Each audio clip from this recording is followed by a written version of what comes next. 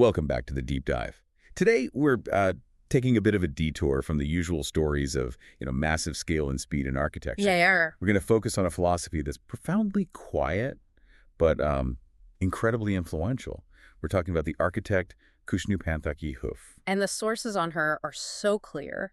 Her practice is all about building with sensitivity and soul. Sensitivity and soul. I love that. It immediately puts her in a different category from, all the spectacle-driven design we see everywhere. Exactly. So our mission today is to really unpack what that means. We're looking at how she uses deep collaboration, this almost spiritual respect for materials, and a very deliberate idea of slowness. Right. To basically redefine contemporary Indian architecture on the world stage. And for you, the listener, this is, whether you're in design or not, the insights here are huge. We're going to get into the power of real co-authorship. Where the craftsperson is as important as the architect. Precisely. And we'll explore what it actually means to listen to your materials. We'll also see how architects like her are shifting the global story of design away from just being big and monumental. Towards something more intimate. And much more ecological, too. What I found so interesting right from the start was her beginning. The source says her journey felt like a natural evolution.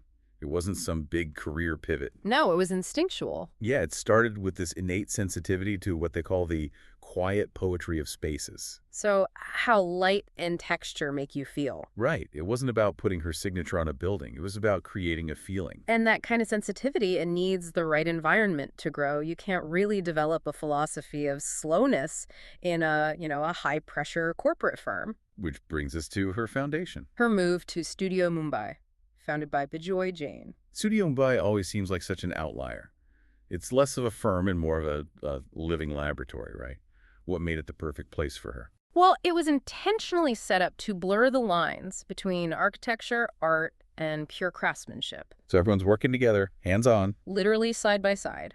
Architects, artisans, carpenters, often living right there on site, building mock-ups, testing things with their own hands. Which you just can't get from a computer screen. Never. It forces you to respect what a material can and can't do. And she didn't just join this place. She became, I think the source says, one of its strongest creative pillars. She did. She was able to synthesize all these different creative inputs. If you think about what Studio Mumbai became famous for. That raw concrete, the exposed wood. The beautiful imperfections. Her unique voice was in amplifying that tactile atmosphere. She translated the hands-on craft into this complete intellectual framework. Okay, so let's get to the core of her practice because it feels, almost radical today.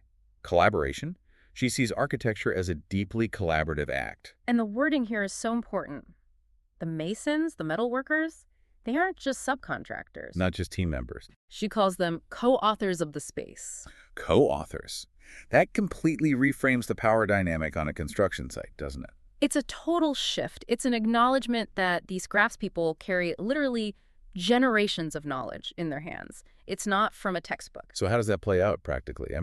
What happens when the architect's plan says one thing, but the master mason says, no, we should do it this way? It means the architect's drawing is seen as a proposal, not a command.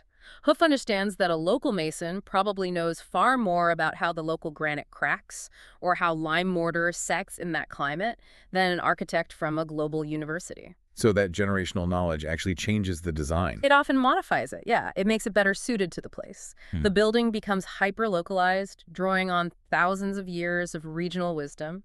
And that pushes back against that generic global style where you see the same glass and steel building in Dubai and in London? Exactly. It's a direct counter-argument to that. And this respect for hands-on knowledge, it drives her main principle, a flat-out rejection of speed or mass production. Everything is crafted slowly, carefully. Slowness isn't a luxury for her. It's a deliberate architectural tool. But the question has to be asked, right? Does this approach only work for high-end homes or boutique projects? Can you really do this on large-scale civic buildings with tight budgets? That's the critical constraint, for sure. The sources suggest that while it might mean smaller-scale projects, the value you get back in longevity, in sustainability, in character, it justifies the time and cost. You're swapping speed for permanence. Absolutely. And that slowness, that time, is invested in her second key concept, listening to materials. Okay, let's ground that. It sounds a bit abstract. What are we actually listening for? We're listening for the material's innate qualities. For example, if you know a local stone is brittle, you don't cut it into a long, flat lintel. It'll just break. Right. So you design with small, compressive arches instead. Or, in a monsoon climate, listening to the wood means choosing a species that resists water and then designing deep roof overhangs to protect it. You're anticipating its life cycle. So you're designing with the material's nature instead of forcing it to do something it doesn't want to do. Yes. And that creates an architecture that's just honest. You're not hiding the structure. You're not making one material look like another. And that honesty is what the global community really celebrated. Which brings us to how she helped define Indian architecture for the rest of the world. Right, because it wasn't enough to just do this work. She was a key figure in translating it for international audiences. He played a big role in organizing exhibitions, A right? huge role, especially at places like the Venice Architecture Biennale. That's the global stage. The ultimate barometer for what's happening in architecture. Hmm. So when their work showed up in Venice, what did it look like? How did people react? The exhibits were kind of revolutionary in their simplicity. Instead of glossy models, they'd bring life-size mock-ups. Oh, wow. The actual hand tools the artisans used, raw material samples, they were showing how they build, not just what they build. So the process becomes the product. Exactly. And the global audience loved it.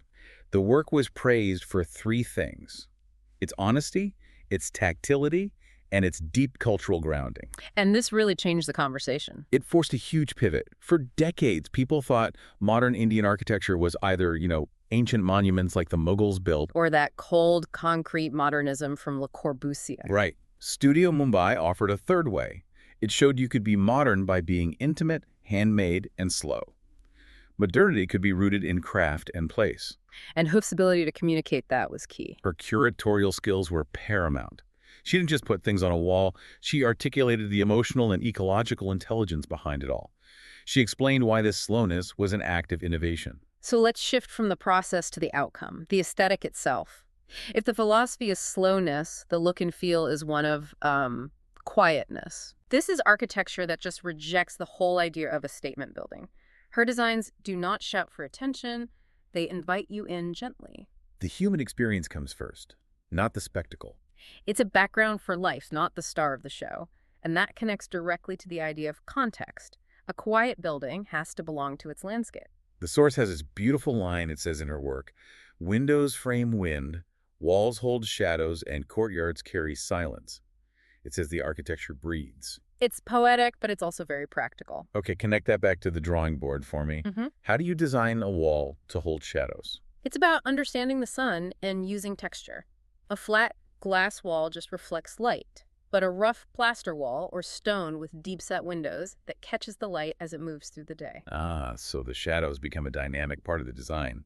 They provide cooling. Exactly. You're using the sun as a material itself, and the silence in the courtyards that comes from using porous materials like earth or water features that absorb sound instead of hard surfaces that make everything echo. It's all holistic.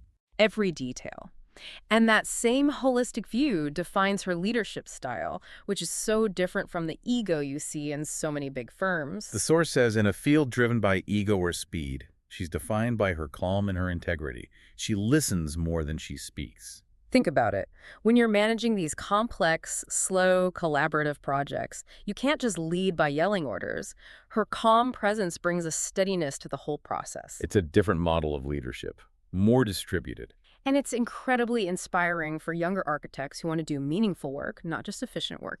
It also guarantees quality. When craftspeople feel respected as co-authors, they're invested. They bring their absolute best. So when you synthesize her whole career, her whole influence, she's clearly more than just an architect. She's a custodian of India's craft traditions. She's a bridge between ancient knowledge and new ideas. Her work proves that design doesn't need to be loud to be powerful. It just needs to be honest. Honest, specific to its place, and human-centered.